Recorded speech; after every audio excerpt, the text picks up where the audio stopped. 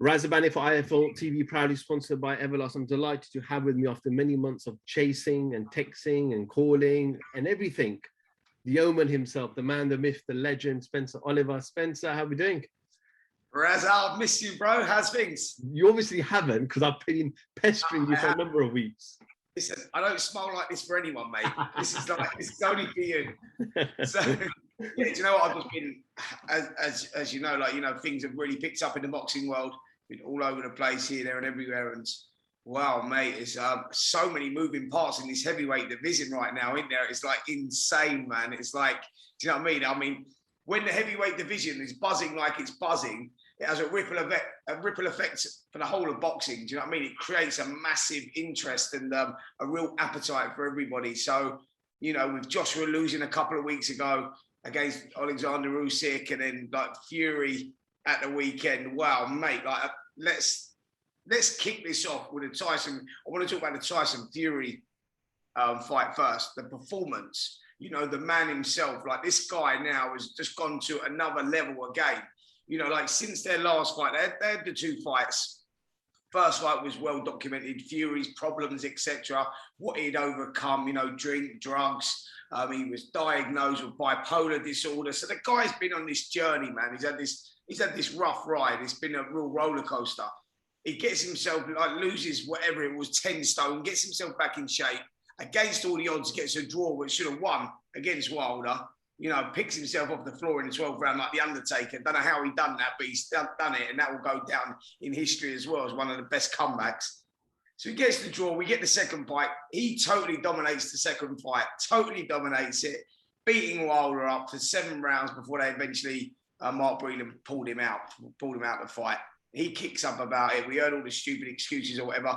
No one wanted to see the third fight. There was no appetite for the third fight. Obviously, it was all about Joshua and Fury. That negotiations break down, the arbitration kicks in, so we have to get the third fight.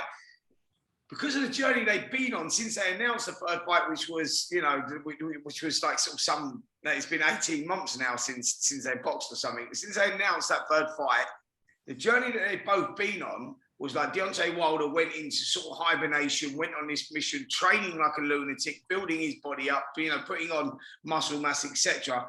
Tyson Fury stayed on that roller coaster. Like, he was all over the place. He had, you know, he was out in Vegas. Training was apparently not going too well.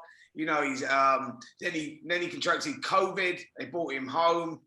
He had problems with the baby. Thank God the baby's all well now. So that interrupted his trainings as well. His dad, John Fury's brought him home. He's gone back into training at home, gone back to the old school hardcore training 6 weeks ago. And I was like one of those who was going, this guy's been on a journey, man. And if you look at the journey that Wilder's been on, although there was no appetite because of the way that Fury won the last fight, I thought all of a sudden, this is a closer fight than people give you credit for. And I thought, you know what? This is a tough fight for Fury, you know, because of the journey that they've both been on. When that first bell went, and obviously Wilder went over in the third round, I thought, wow, he's done it, mate. He's turned it around. Wilder then takes him down twice in the fourth round, and you think, whoa, how did Fury again get up? Because that was a full-blown power punch, right? There was a lot of talk about, had Wilder caught Fury earlier in the first fight, he would have knocked him out, etc., etc. Well, he caught him flush with one of the best right hands you'll see, straight down the pipe. Fury still somehow manages to get up. Like I say, he goes over a couple of times. Then you get to the round 7 and you think Wilder's absolutely spent. And how does he last in there until round 11? You know, when you get great fights, it takes 2 guys to tango. Like, he's stuck in there, mate, and like gritted his teeth till round 11 before eventually getting knocked out cold. I've got to say, mate, that's one of the best heavyweight fights. That'll go down as one of the best heavyweight fights in a long time. Do you know what I mean? That will go down. And I'm going to say this as well, like for Fury, because of the way that he performed there. And again, he showed us everything. He's a tough guy to beat. 19.5 stone, the way he moves, the way, you know, the condition he's in, etc. He's going to go down in history as one of the greatest heavyweight fighters ever, Tyson Fury. I think that when you get great heavyweight fighters, you have to have other dance partners. And he's got them because he's got Alexander Usyk, he's got Anthony Joshua, we've got Dillian Whyte, you know, we've got a young crop coming through like Joe Joyce, etc. So there's good names in the heavyweight division, and that creates a good vibe for the heavyweights. But Fury after Saturday night has just put himself leagues and leagues and leagues above everyone else because the guy ticks all the boxes. He talks the talk, he walks the walk, he's an entertainer.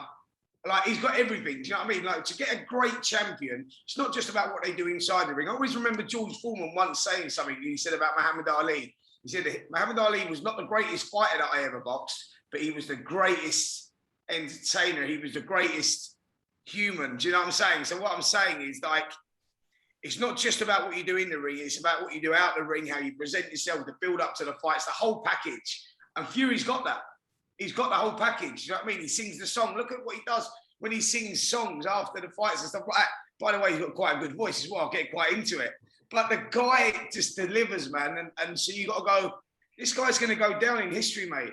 You know, if he goes and, like, you know, and he goes and boxes and he does get the fight, I'd say if Joshua rights the wrongs from the Usyk fight, which is a tough fight, by the way. We'll get into that a little bit in a bit. But if that rematch, which is we now know is going to happen, it's going to happen in the springtime.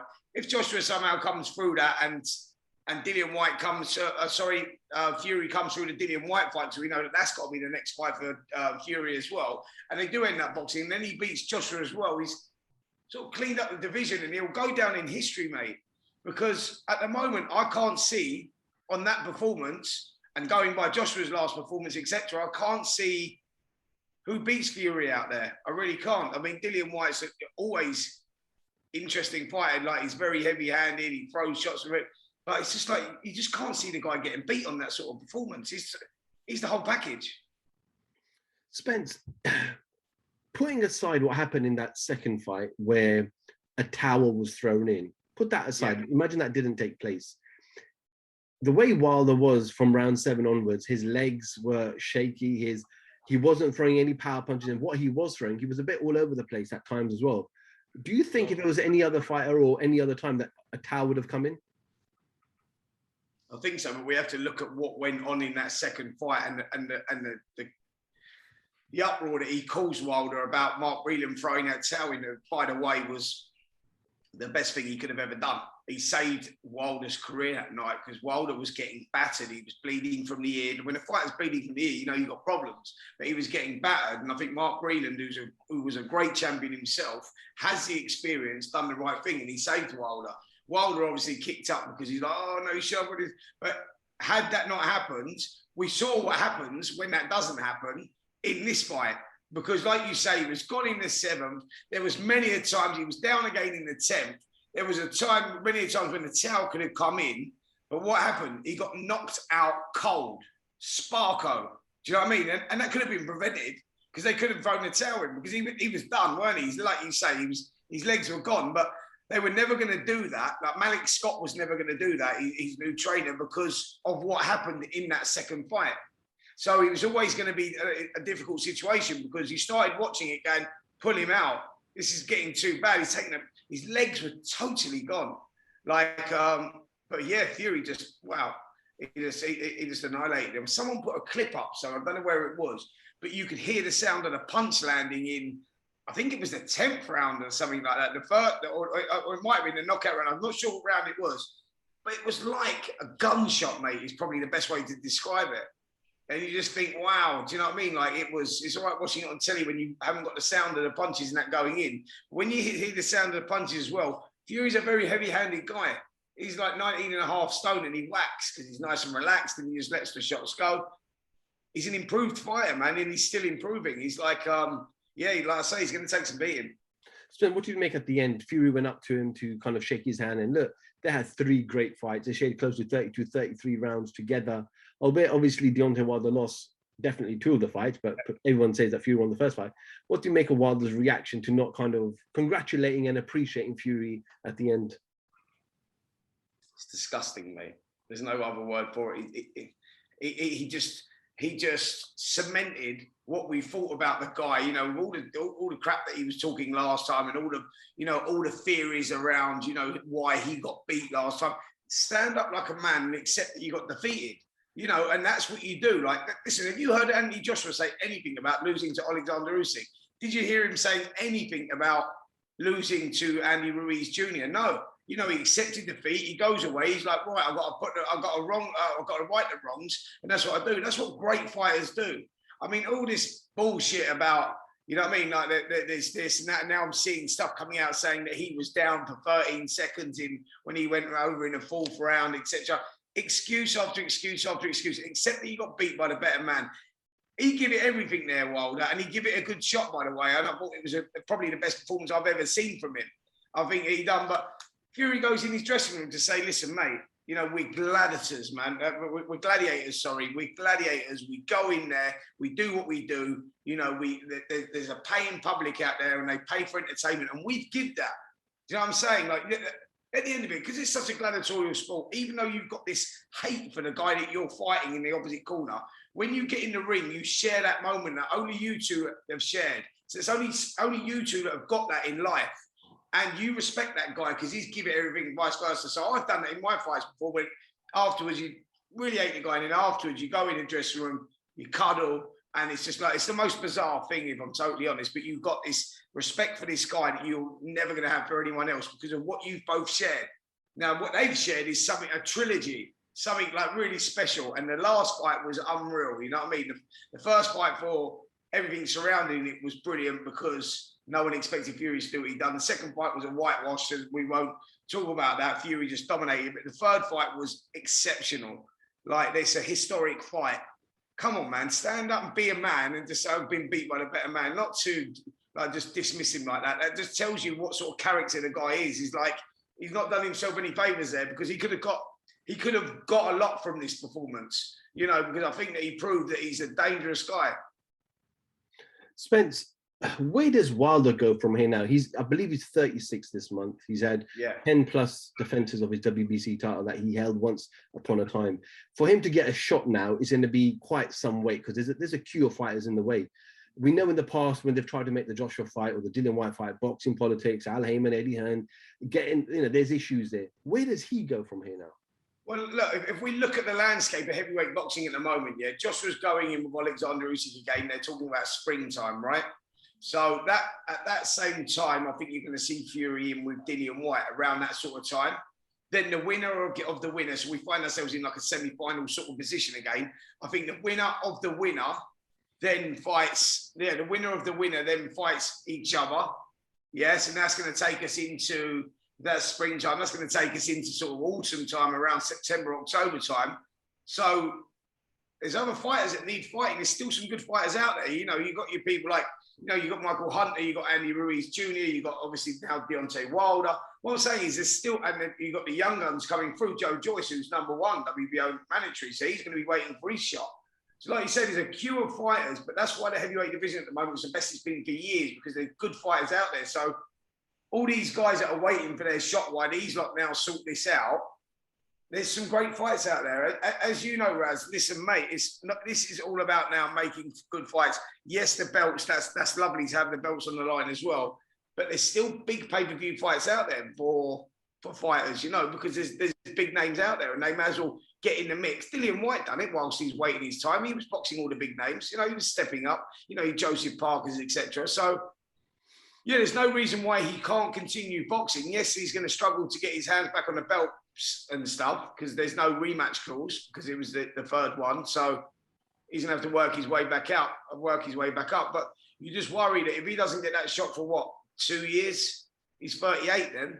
Like, you know, he's sort of stuck between a rock and a hard place on what he does with his career and what he chooses to do. But listen, if he bows out today or tomorrow, then look, he's given us entertainment, man. He's been like, you know, one of the greatest heavyweights of our modern times. You know, just sheerly, like, not technically, but just because of what he brings to the table. You know, and he's blowing opponents away, and people, that's what people want to see. People want to see knockouts.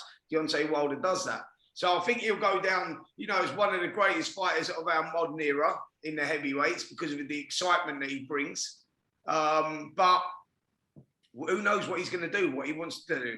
And knowing Deontay Wilder, he's going to make up a load of excuses, come back with saying, yeah, this was wrong, that was wrong, he was knocked out, he was down for this amount of time, and it should have been 10 seconds. And it was all that rubbish. We'll hear all that, but let's see what he wants to do. It's totally his choice. You know, he's given me entertainment over the years, so I respect the guy for that. I don't respect what he does with, you know, in his post-fight interviews and whatnot when he's been defeated. He's just got to accept that, but that's just the character of the guy, I suppose. Spence, you talk about Tyson Fury and Dillian Whyte, but obviously before that, Dillian Whyte has to get past Otto Wallin. Now, Otto isn't going to be a walkover at Southpaw. Only losses to Fury. Obviously, took Fury the full 12 rounds. And as much as Fury won that fight convincingly at the end, each round, if you look at each round, they were generally quite close rounds. Yeah. How tough is this fight for Dillian? Massive. This is a dangerous fight, mate. Like a fight that I would not want to go near. If I was Dillian's manager, if I was his trainer, this is a fight that would concern me big time, because you're right in what he says. This is high risk, low reward for Dillian, because Wallin is like one of those fighters, mate. He's a dangerous dude, like 47 stitches over Fury's eye, give Fury nightmares for 12 rounds. Like you say, awkward southpaw, tough to beat, comes with, you know, he ticks a lot of boxes himself. For Dillian Whyte, this is a tough fight. This is not a foregone conclusion. It's a fight that I really wouldn't have wanted at this stage of Dillian's career. You know, it's a hard fight, but again, testament to the man, because he'll just fight anyone. He steps up and he does it. But yeah, October the 30th, Dillian Whyte versus Otto Wallin. That's a tough fight. I'm going to be excited for that one as well, to be honest. No, absolutely. Well, Spence, we look forward to what the rest of the heavyweight division. Obviously, we've got Whyte, Wallin, we've got Parker, Chisora to end the year, and then we'll see what next year holds for us. I appreciate you jumping on and sharing some of your thoughts. And it's been a while, and hopefully it won't take this long again to get you back on the camera. It won't, man. You haven't changed much, by the way, since the last time I've seen you. So, you know, you're doing well. You're aging well, mate. You know. How's the camp stuff going that you had planned in Portugal? Yeah, so they're still going. Actually, we still got a couple of places out there. So I'm doing it with Anthony Corolla, $1 Million Corolla. That's on November the 4th to the 8th in Portugal, in the Algarve. Yeah, go check it out. Go on any of my socials. You'll see it on there. It's a 5-day camp. It's going to be wicked. Got loads of stuff planned out there. Brilliant training facilities. All the food's inclusive. I might even throw in the odd drink as well, if I'm totally honest. But we'll see how it goes, man. We're meant to be there training, so yeah. About to say, but especially the training in camp. Where did the drinks come from? Exactly. Maybe the last night or something. But yeah, no, it's fantastic. So yeah, it's going well. Limited places still available, so jump on that. So got that going down. Also got my fitness app. That's going really well as well. Box Pro Fitness app. Download that. Check that out on our stuff. So yeah, that's really cool as well. Spence Oliver, IFL TV, thank you very much. Thanks so much, bro.